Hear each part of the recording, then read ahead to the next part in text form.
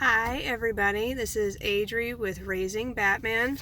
I'm finally making another video I got requested to do a few weeks ago. I'm sorry it's taken this long, but I've been sick. I've been coughing and sneezing like crazy, not able to talk, didn't really have a voice, so I'm making this now while I'm able to talk.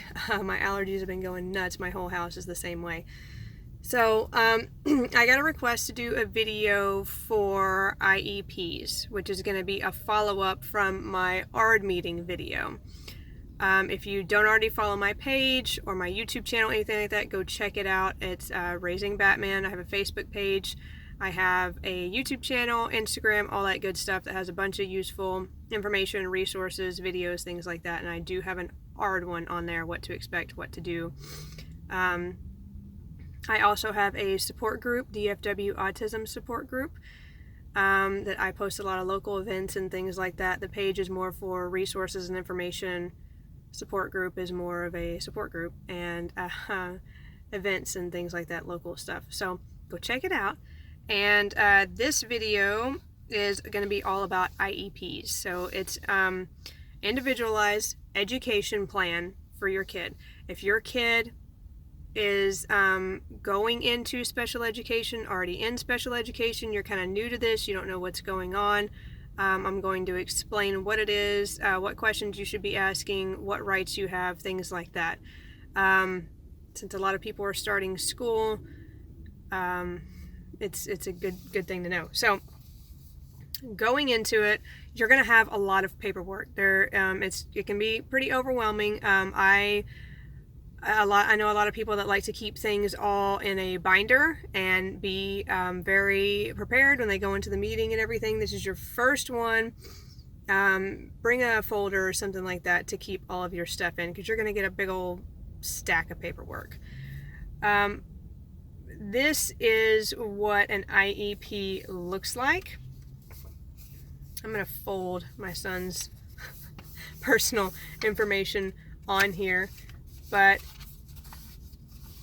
this right here, each piece of paper is going to have goals on it. So you have your annual goals of what you and the teacher agree on that you want them to work on. It's probably about 10 or 15 pages. You'll have, it's about 2 goals for each page. Now, a lot of the times in these ARD meetings, everybody is going to be there. Your son's or your daughter's teacher, the diagnostician, the speech therapist, the occupational therapist, the principal. The aides usually aren't in there. It just depends on, like, if they go into general education for other things as well. The general education teacher will be in there for a little while. And everybody needs to be on the same page of your kid's IEP and a behavioral intervention plan, or BIP.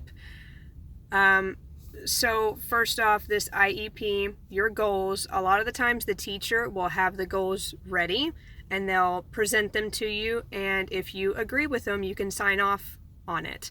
If you don't agree with them, you can change them, kind of tweak them a little bit right then and there, which I usually do. I love to bring along my son's BCBA with us, so that way the school and ABA can be on the same page.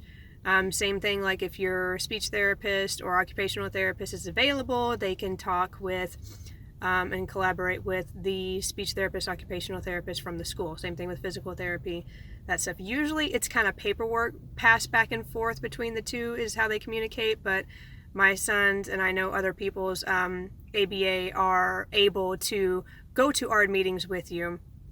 And that's awesome. They can bring all their charts, all their paperwork, things like that. Because another part of this IEP is you are tracking all of their progress. So you're going to want all this information if this is going to be your second ARD meeting throughout the year.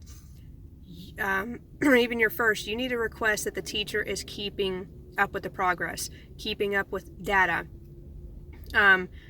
keeping up with, old worksheets, new worksheets, things like that. I always ask for a sample worksheet of what they are learning in class so I know my son.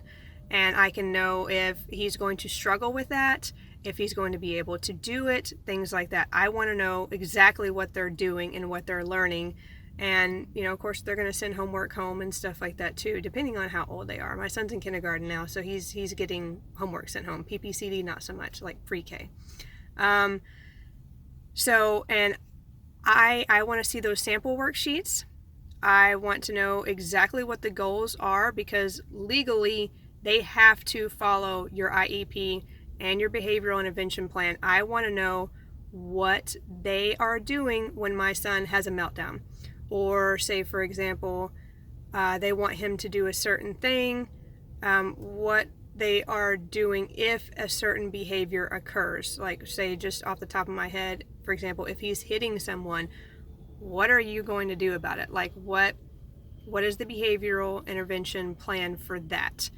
And you can request to have one of those as well, so they're not just kind of like doing their own thing, whatever they think is good. Request a behavioral intervention plan, and they have to follow that. So if this specific behavior happens, this is the action that's going to take course, and they have to follow it. Everybody signs off on it, paperwork, it's all legal. So with these IEPs, you can request that those behavioral plans are in your IEP. You can request in an IEP that certain things help them, like weighted blankets, weighted vests, anything like that. When I know my son is getting overwhelmed, he likes to, or he's having a hard time sitting down, he likes to have a weighted lap pad in his lap. You can request that as well. It can be in their IEP. Anything that you want to make sure that they are following, put it in their IEP, because they have to follow it. They have to do whatever it is you're requesting to be done. So just an example, one of the goals for Gage this year, it's from ARD year to ARD year. So basically the beginning of the year to the end of the year, this is what they're expecting is progress. So from ARD year to ARD year, giving minimal cues, Gage, my son, will correctly answer simple WH questions like what, who, where, when, related to an activity during structured tasks 70% of the time. So every goal is going to say 70% of the time. In order for a goal to be mastered, it doesn't have to be 100% of the time all the time. They're just looking for 70% of the time. If your kid is doing it 70% of the time, from your first ARD meeting to your last meeting, they consider it mastered, and they'll make a new goal. You can also bring your own goals that you want to bring. So you don't have to just have the teachers and that's it. Say, like, for example, if they're working on something in ABA that you want them to work on in school, or speech or occupational, anything like that outside of school, and you want them to work on it in school, you can add that in there, and they can kind of be on the same page and go hand in hand. So at the beginning of the year, last year, he had only had about 35% of that mastered, his progress, starting from December to when we had our end of the year meeting in May.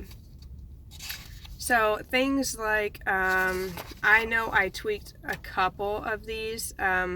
Say, like, for example, this goal right here, it says from ARD year to ARD year, given an example and verbal cues. So they give him a visual and they give him a verbal cue. Gage will compare objects by attributes: big, small, heavy, light, hot, cold, etc. Now, the original first goal said that he would just answer big and little.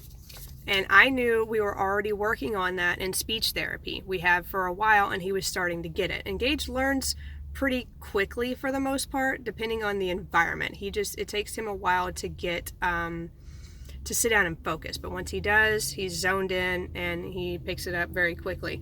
So in that time frame, I knew Gage would get bored with that. He's going to pick that up, he's going to know it. So I changed it, because it was at first just big and small. So I changed it. Okay, well, yes, let's work on that, but let's also do heavy and light, and hot and cold, and soft and rough, and just anything you can think of that's a comparative, to put that in there. So they changed that right then and there before I signed off on it. You're going to go over all of this stuff in the very beginning, and at the very end of it, some ARD meetings take hours. they won't leave until you're satisfied. You have to sign off on everything. So like I said, there's about 10 or 15 pages of what an IEP will look like, and it's just, like I said, it's just these goals, and they will have on there what they have mastered, well, you can't really see that, what percentage they're at right there, who's doing it, and each one of these, they're collecting data on this whenever they do this. So I always say that I want to see the data on this. I want to see the progression. I want to see all that stuff, because if you have the same goal for months and months and there is no progress at all, like it went from, it's staying at 10% mastered and that's it, you need to change it. Something that they're doing is not working. It's not helping. Tweak it a little bit.